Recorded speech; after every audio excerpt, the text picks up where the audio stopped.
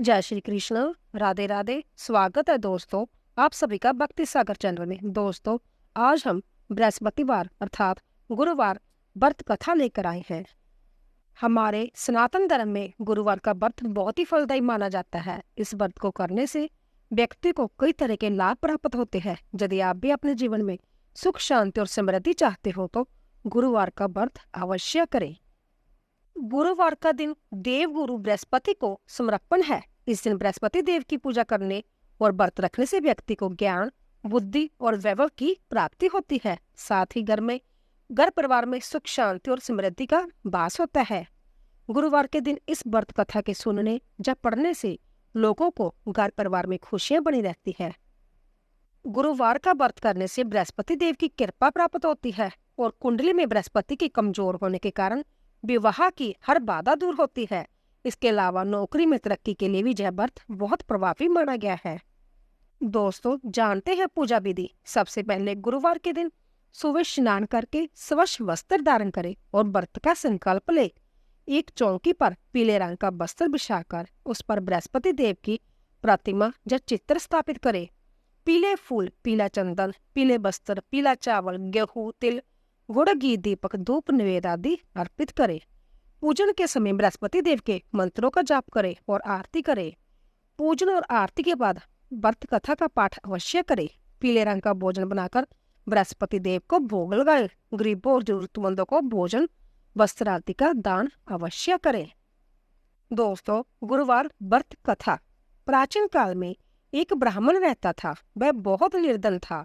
उसकी कोई संतान नहीं थी। उसकी पत्नी बहुत मलिनता के साथ रहती थी। वह स्नान भी ना करती थी और किसी देवता का पूजन ना करती। इससे ब्राह्मण देवता बड़े दुखी थे। बेचारे बहुत कुछ कहते थे किंतु उसका कुछ परिणाम ना निकला। भगवान की कृपा से ब्राह्मण की पत्नी के कन्या रूपी रत्न पैदा हुआ। कन्या बड़ी होने पर सुबह स्नान करके विष्णु भगवान का जाप व बृहस्पतिवार का व्रत करने लगी। अपने पूजन पाठ को समाप्त करके विद्यालय जाती तो अपनी मुट्ठी में जौ भर के ले जाती और पाठशाला के मार्ग में डालती जाती। तब जब जौ स्वर्ण के हो जाते लौटते समय उनके बीन कर घर ले आती थी। एक दिन वह बालिका सूप में उस सोने की जौ को फटक कर साफ कर रही थी कि उसके पिता ने देख लिया और कहा कि हे बेटी, सोने के जौ के लिए सोने का सूप होना चाहिए।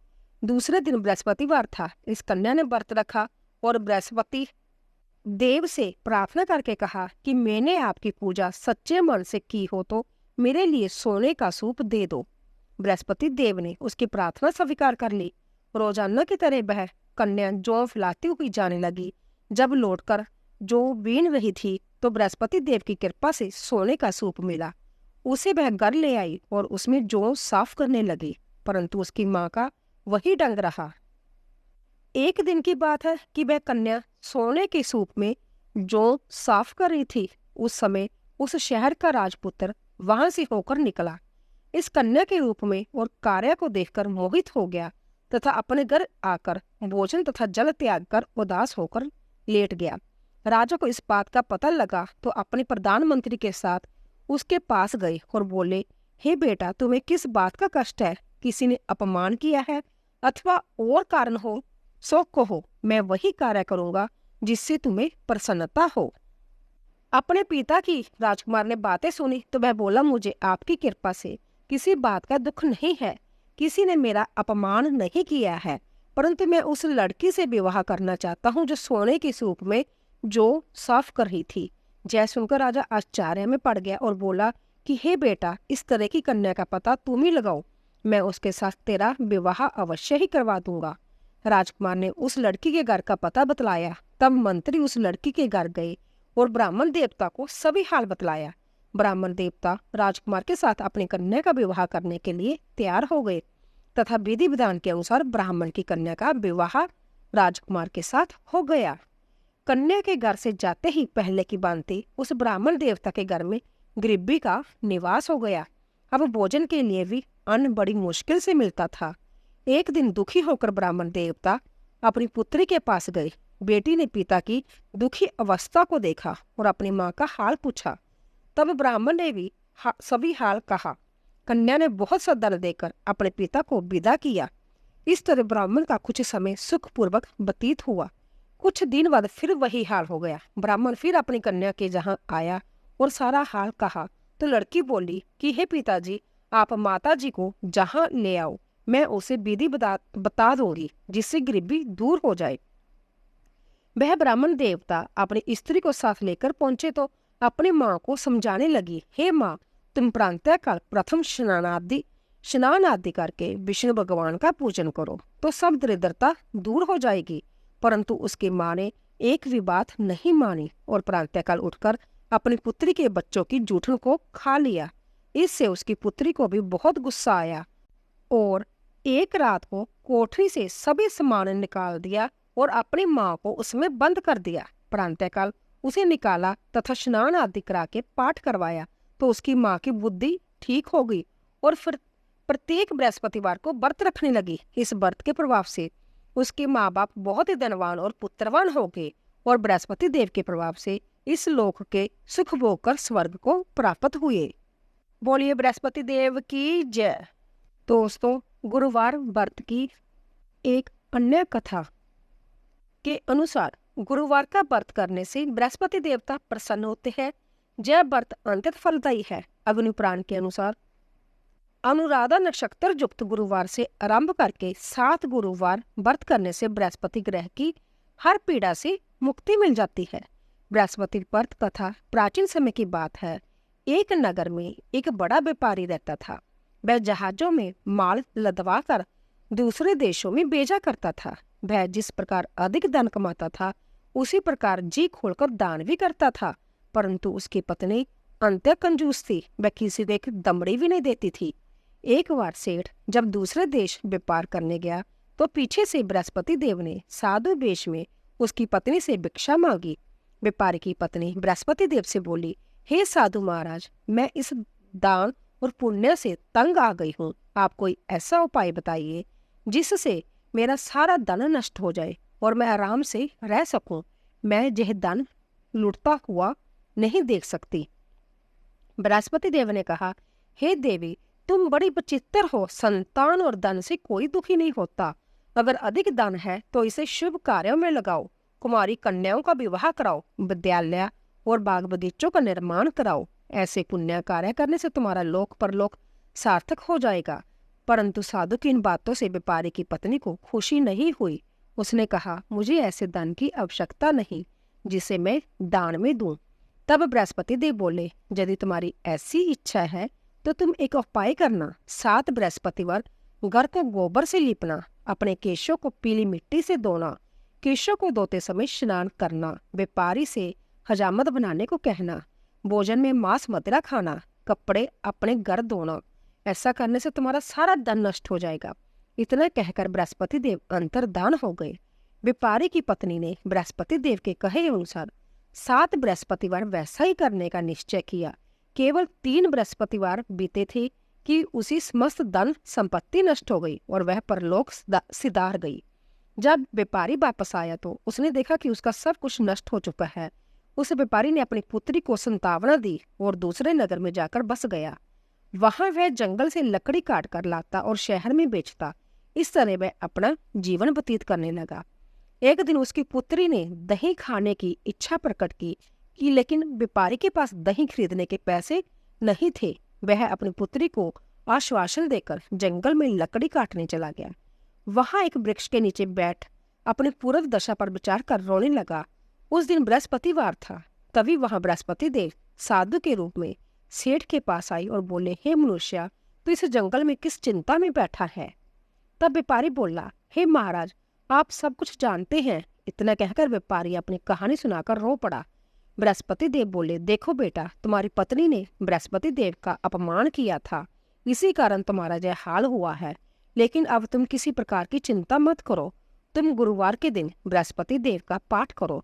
2 पैसे के चने और गुड़ को लेकर जल के लोटे में शक्कर डालकर वह अमृत और प्रसाद अपने परिवार के सदस्यों और कथा सुनने वालों में बांट दो। संध्या भी प्रसाद और चरनामत लो। भगवान तुम्हारा अवश्य कल्याण करेंगे। साधु की बात सुनकर व्यापारी बोला, महाराज मुझे तो इतना भी नहीं बचता कि मैं अपनी पुत्री को दही लाकर दे सकूं। इस पर साधु जी बोले, तुम लकड़ियां शहर में बेचने जाना, तुम्हें लकड़ियों के दाम पहले से चौगुने मिलेंगे, जिससे तुम्हारे सारे कार्य सिद्ध हो जाएंगे। उसने लकड़ियां काटी और शहर में बेचने के लिए चल पड़ा। उसकी लकड़ियां अच्छे दाम में बिक गई, जिससे उसने अपनी पुत्री के लिए दही लिया और गुरुवार की कथा हेतु चना गुड़ लेकर कथा की और प्रसाद बांटकर संभव भी खाया। उसी दिन से उसकी सभी कठिनाइयां दूर होने लगी, परंतु अगले बृहस्पतिवार को वह कथा करना भूल गया। अगले दिन वहां के राजा ने एक बड़े यज्ञ का आयोजन कर पूरे नगर के लोगों के लिए भोज का आयोजन किया था। राजा की आज्ञा अनुसार पूरा नगर राजा के महल में भोज करने गया, लेकिन व्यापारी व उसकी पुत्री तनिक विलंब से पहुंचे। अंत उन दोनों को राजा ने महल में ले जाकर भोजन करवाया। जब वे दोनों लौटकर आए तब रानी ने देखा कि उसका खूंटी पर टंगा हार गायब है। रानी को व्यापारी और उसकी पुत्री पर संदेह हुआ कि उसका हार उन दोनों ने ही चुराया है। राजा की आज्ञा से उन दोनों को कारावास की कोठरी में कैद कर दिया गया। कैद में पड़कर दोनों अत्यंत दुखी हुए। वहां उन्होंने बृहस्पति देवता का स्मरण किया। बृहस्पति देव ने प्रकट होकर व्यापारी को उसकी भूल का आभास कराया और उन्हें सलाह दी कि गुरुवार के दिन कैद खाने के दरवाजे पर तुम्हें 2 पैसे मिलेंगे, उनसे तुम चने और मुनक्का मंगाकर विधि पूर्वक बृहस्पति देवता का पूजन करना, तुम्हारे सब दुख दूर हो जाएंगे। बृहस्पतिवार को कैद खाने के द्वार पर उन्हें 2 पैसे मिले। बाहर सड़क पर एक स्त्री जा रही थी। व्यापारी ने उसे बुलाकर गुड़ और चने लाने को कहा। इस पर वह स्त्री बोली, मैं अपनी बहू के लिए गहने लेने जा रही हूँ, मेरे पास समय नहीं है। इतने कहकर वह चली गई। थोड़ी देर बाद वहां से एक और स्त्री निकली। व्यापारी ने उसे बुलाकर कहा, हे बहन, मुझे बृहस्पतिवार की कथा करनी है, तू मुझे 2 पैसे गुड़ चना ला दो। बृहस्पति देव का नाम सुनकर वह स्त्री बोली, भाई मैं तुम्हें अभी गुड़ चना लाकर देती हूँ। मेरा इकलौता पुत्र मर गया है, मैं उसके लिए कफन लेने जा रही थी, लेकिन मैं पहले तुम्हारा काम करूंगी, उसके बाद अपने पुत्र के लिए कफन लाऊंगी। वह स्त्री बाजार से व्यापारी के लिए गुड़ चना ले आई और संभव भी बृहस्पति देव की कथा सुनी। कथा के समाप्त होने पर वह स्त्री कफन लेकर अपने घर गई। घर पर लोग उसके पुत्र की लाश को राम नाम सत्य है कहते हुए शमशान को ले जाने की तैयारी कर रहे थे। स्त्री बोली, मुझे अपने लड़के का मुख देख लेने दो। अपने पुत्र का मुख देखकर उस स्त्री ने उसके मुंह में प्रसाद और चरणामृत डाला। प्रसाद और चरणामृत के प्रभाव से वह पुनः जीवित हो गया। पहली स्त्री जिसने बृहस्पति देव का निरादर किया था, वह जब अपने पुत्र के विवाह हेतु पुत्र वधू के लिए गहने लेकर लौटी और जैसे ही उसका पुत्र घोड़ी पर बैठकर निकला, वैसे ही घोड़ी ने ऐसी उछाल मारी कि वह घोड़ी से गिरकर मर गया। यह देख स्त्री रो रो कर बृहस्पति देव से क्षमा याचना करने लगी।